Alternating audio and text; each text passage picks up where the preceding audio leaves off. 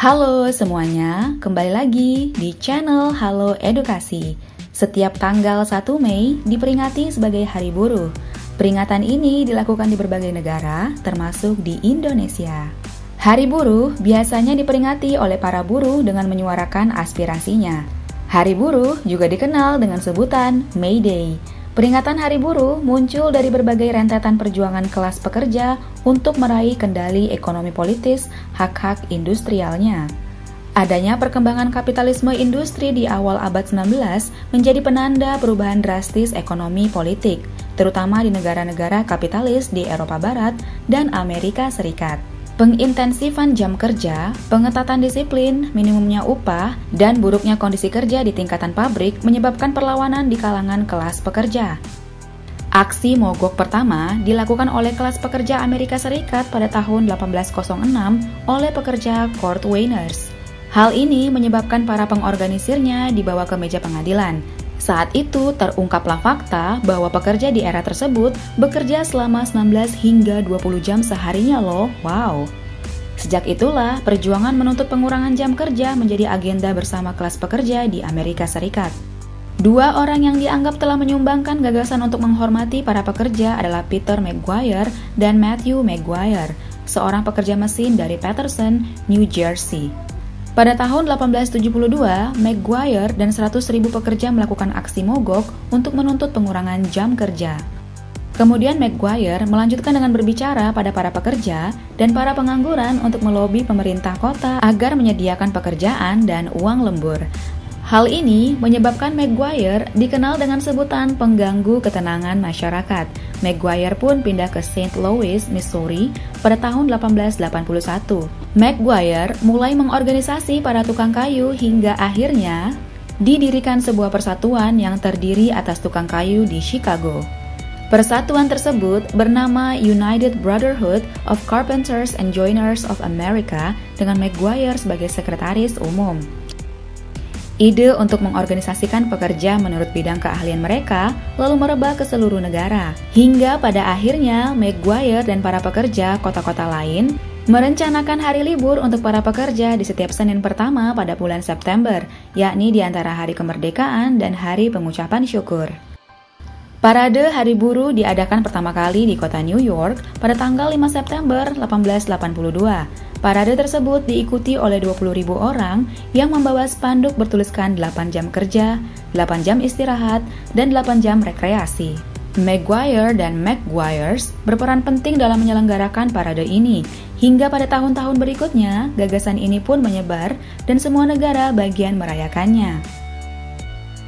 Sebanyak kurang lebih 400.000 buruh di Amerika Serikat melakukan demonstrasi besar-besaran demi menuntut pengurangan jam kerja menjadi 8 jam sehari pada tanggal 1 Mei tahun 1886. Aksi buruh ini berlangsung selama 4 hari sejak tanggal 1 Mei.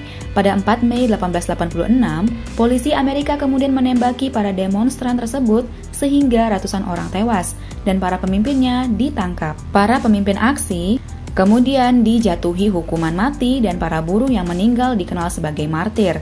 Namun, sebelum peristiwa 1 Mei tersebut, telah terjadi pemogokan-pemogokan buruh untuk menuntut perlakuan yang lebih adil dari para pemilik modal.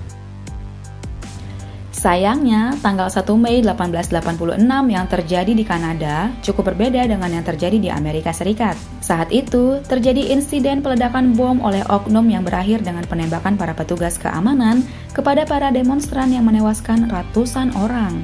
Peristiwa ini dianggap sebagai peristiwa yang sangat bersejarah dan disebut sebagai insiden Haymarket. Hal ini karena insiden Haymarket terjadi di alun-alun Haymarket, Chicago. Kongres Internasional pertama diadakan pada September 1866 di Jenewa, Swiss. Kongres ini dihadiri berbagai elemen organisasi pekerja belahan dunia. Kongres ini menetapkan sebuah tuntutan pengurangan jam kerja menjadi 8 jam sehari. Sebenarnya tuntutan ini sudah disepakati sebelumnya oleh Nation Labor Union di Amerika Serikat. Batasan-batasan ini mewakili tuntutan umum kelas pekerja Amerika Serikat yang kemudian mengubah tuntutan ini menjadi landasan umum kelas pekerja di seluruh dunia. Kongres 1886 oleh Federation of Organized Trades and Labor Unions menetapkan tanggal 1 Mei sebagai Hari Perjuangan Kelas Dunia. Oregon menjadi negara bagian pertama yang menjadi hari libur umum pada tahun 1887.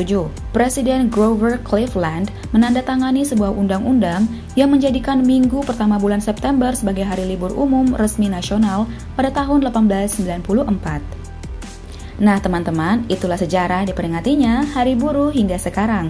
Lalu bagaimana dengan Indonesia? Iba Ruri Aidit, putri sulung DN Aidit saat kecil dengan ibunya, pernah menghadiri peringatan Hari Buruh Internasional di Uni Soviet. Setelah dewasa, Iba Ruri Aidit menghadiri pula peringatan Hari Buruh Internasional 1 Mei 1970 di lapangan Tiananmen, Beijing, Tiongkok. Pada perayaan tersebut juga hadir Mao Zedong, Pangeran Sihanouk dan istrinya Ratu Monique, Perdana Menteri Kamboja Lin Biao atau orang kedua Partai Komunis Tiongkok, dan pemimpin Partai Komunis Birma Thaksin Betantain.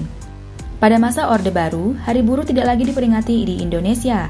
Selain itu, Hari Buruh tidak lagi merupakan hari libur untuk memperingati peranan buruh dalam masyarakat ekonomi.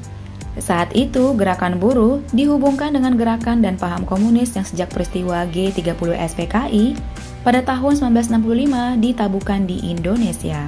Pada masa pemerintahan Presiden Soeharto, aksi peringatan Hari Buruh dikategorikan sebagai aktivitas subversif. Hal ini karena May Day selalu dihubungkan dengan ideologi komunis. Konotasi ini tidak pas karena mayoritas negara-negara di dunia yang sebagian besar menganut ideologi non-komunis, bahkan juga yang menganut prinsip anti-komunis, malah menetapkan tanggal ini sebagai Labor Day dan menjadikannya sebagai hari libur nasional. Setelah masa Orde Baru berakhir, setiap tanggal 1 Mei kembali dirayakan sebagai Hari Buruh di Indonesia dengan demonstrasi di berbagai kota. Hari Buruh kemudian menjadi hari libur setelah diputuskan oleh Presiden Dr. Haji Susilo Bambang Yudhoyono dalam Keputusan Presiden Nomor 24 Tahun 2013 tentang penetapan tanggal 1 Mei sebagai Hari Libur Nasional. Nah teman-teman, demikian pembahasan Halo Edukasi kali ini. Semoga bermanfaat. Dan jangan lupa juga untuk like, komen, serta subscribe, lalu aktifkan lonceng notifikasi agar kalian tidak ketinggalan video lainnya dari channel Halo Edukasi. Sampai jumpa di video selanjutnya.